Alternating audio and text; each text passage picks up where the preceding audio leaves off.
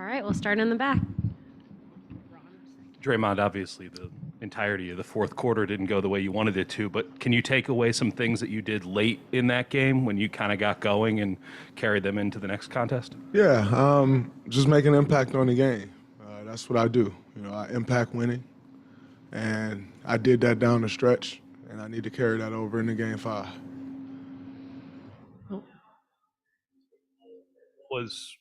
What was the switch? How did that change? I think I made an impact on the game the whole game. I think you can get caught up in everything that's going around, but if those that watch and understand basketball, I made an impact the entire game. So I don't think there was a switch last couple minutes. Ron Krejcik, San Francisco Chronicle. How as impressive as it is what Steph's been doing, how conscious are you and the team of making sure he has enough scoring help and making sure he doesn't have to carry too much of a burden, I guess? I don't think anyone goes into it thinking, oh man, you have to make sure Steph doesn't carry too much of a burden. I think, you just go into it with the goal of doing your part.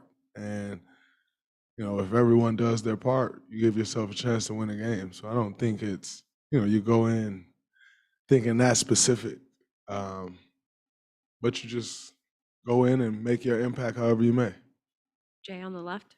You've made it very clear how much you respect Jason Tatum's game. What do you view as a challenge for him in this series against your defense in the NBA Finals for the first time? And kind of what does it take and what does it test for a young guy in that situation for the first time? I mean, it's tough. You're experiencing something for the first time. I think he's handled it well. He's maybe not shot the ball as well as he'd like or everyone else would like, but overall, I think he's been playing well, and that's why it's a 2-2 series. Coming back for Game 5, so I think he's handling it all extremely well. He's taking what the defense gives him, and that's what great players do. I think he's doing a good job. Up front here.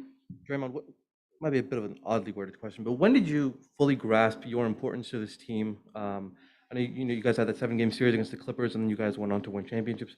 When did you fully grasp how important you were to this team and how important what you bring every night is to this team? I think it's evolved over time. I don't think there was one specific instance where I'm like, oh man, I'm really important to this team. I think just over the course of time, you kind of see it grow. Your importance, your impact, what you bring to the floor. And then can that team, over the course of time, you realize like, oh man, this team doesn't operate the same if I don't do X or if I don't, do Z. And so I think for me, it's just been a consistent process. And I think over the course of time, those things change. Sometimes you need this. One year you may need that. But I think, when you're doing it for so long, sometimes those things change. John, back left.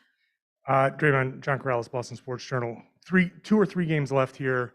How much of this is finding some sort of adjustment to make, and how much of it is just two teams, whoever does what they do better comes out on top? I think anytime you get to this point in the season, there's not many huge adjustments you can make. Like I've said before, they know who you are, you know who they are. You're not going back to reinvent the wheel. You're not going back to change your playbook. You're not going back and change your personnel. So I think in understanding that, you have to do what you do to the best of your ability. Both teams are attempting to do that. I think, we pose some challenges for them that they have to overcome. They pose some challenges for us that we have to overcome. So, it's no surprise to us in being here, and they do the things that they do well, and you have to try to combat those. I think we've done that at times in this series, and at times in this series they've got the better of us. So it's just a matter of who can do that more consistently. That's who will win the series. Question on the right. Draymond, Deniz Aksoy from Esport Turkey. So my question is, I'm coming from Turkey, from Europe. So you have lots of fans in Turkey who are waking up at 4 a.m. to watch you, and they're supporting you a lot. So my question is, for them, like, what would you like to say as the most remarkable moment during this NBA Finals until now? The most remarkable moment in these finals, I think, was going on the road and winning Game 4 for us. You know, anytime you can go on the road and win in a hostile environment, it's always a great feeling. You know, to see Steph Curry put on the performance that he put on, I think, you know, that's one of those performances that, you know, obviously you have to win championship, but if you win the finals, you know, that's one of those performances that you look back in history like, man, I remember this performance. I remember I was when that happened. And you kind of remember the plays and all how it went down. So I'd have to say Game 4. Alex? Yeah, Alex Espinoza with 95.7 The Game. Draymond, I know Rick Celebrini spent, All-Star break with you in Cabo. How important has he been for your whole team? And did you know he was a good defender, when he was playing soccer back in the day? Have you ever seen his clips or anything like that? I have seen some clips, Rick playing soccer. Pretty physical, which is no surprise. That's how he is in his work here. Not necessarily that he's physical, but just the demeanor you carry and the aggression that you carry and the tone that you speak with. But he's been extremely important to what we've done here and really building out a performance team. And I think for us as players, you kind of see the different roles, and it's been great to see. Like you see what he's done in the training room with Yoder and Danny and Jerry and Long, and then you also see what he's done in the weight room with Bergie and KB and Dave, AD. And so I think he's done an incredible job of just being a leader and building out the way he has. And then obviously he's a genius when it comes to the body and how the body operates.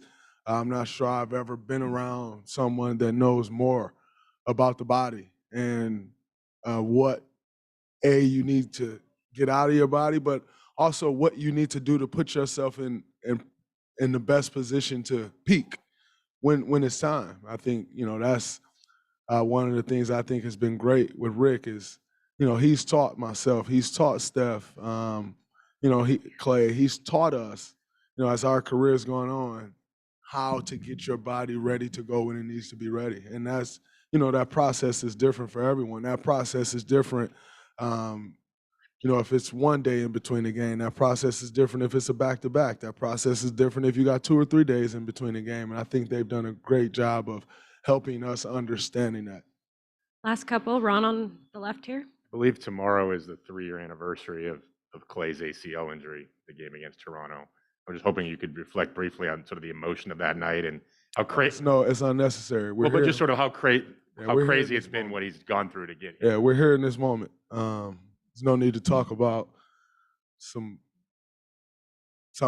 that's unfortunate that happened 3 years ago. We're here in this moment. We're going to stay in this moment. We're going to think positive thoughts, and we're going to move forward. My point, I guess, was just everything he's overcome since then. Yeah, it's been great to see, where he is and the level that he's back playing at. But there's no need for us to talk about moments that we don't want to relive from 3 years ago. Thank you.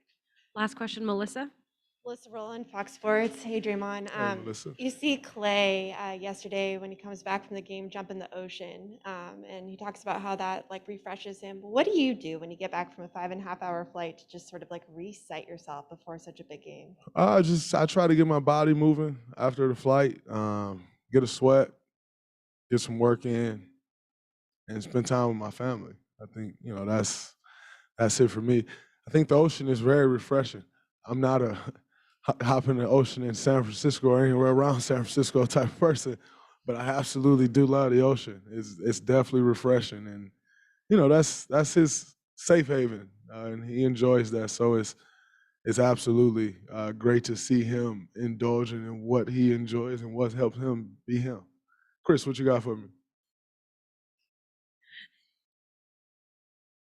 Thank you, Dre. Chris Haynes, Yahoo Sports. Dre, when you think about the run you guys have been on throughout this whole entire period, your growth particularly, you know, coming into this league and establishing yourself as one of the top defensive players. What was the model? Who was the model you looked at to get to this point to say, this is the way that I can establish myself as a force? Was there anybody you looked at and modeled your game after? Well, I think for us as a team, there was no specific model. I think if we looked at anybody who we would more closely compare ourselves to or try to model ourselves after is the San Antonio Spurs, but they're completely different in how they went about it. And so I don't think there's a direct comparison to us. And I think that's why you see the league has changed now in a way that it never has before. I think that's in large part due to the brand of basketball that we've played and had success with. I think the model for me, I watched a bunch of different guys and what they brought to the table, but ultimately understanding that there was no guy in particular like me, and that I wanted to try to create a lane for other guys in this league that had not been created before. And I think I've done a pretty good job of that. But there was definitely some guys that I took things away from, you know. And over the course of my career, I've still continued to watch and try to take things away from those guys. You know, when you look at, you know, and I think for me, you know, I studied Boris Diaw so much early on in my career and just how he moved the ball and, you know, how he used DHOs and more so than a specific action, how he outthought the opponent was very special to me. And, you know, when I look at myself on the defensive end, I've tried to take things from a lot of guys. I've tried to incorporate some things that Dennis Rodman did to have success. Kirk Thomas and Chuck Hayes and how they were undersized, but the way that they guarded on the block. You know, two of the best post defenders at their size that I've ever seen. Like, you couldn't back down either one of those guys. You know, I've tried to add that to my game on that side of the ball, but ultimately understanding that I you know, I didn't want to be a carbon copy of anybody. You know, I wanted to come in and make people say, who is the next Draymond? Not, man, can Draymond be like this guy? Or can No, I didn't want that for me. I didn't think there was a path to success for me to go and try to emulate someone else. I thought my path to success would be based on what I can bring to the table, and if there was something that I could recreate in our situation. And so that was kind of the biggest thing for me. Thanks, Draymond. Wow. We'll have Andrew Wiggins in here next.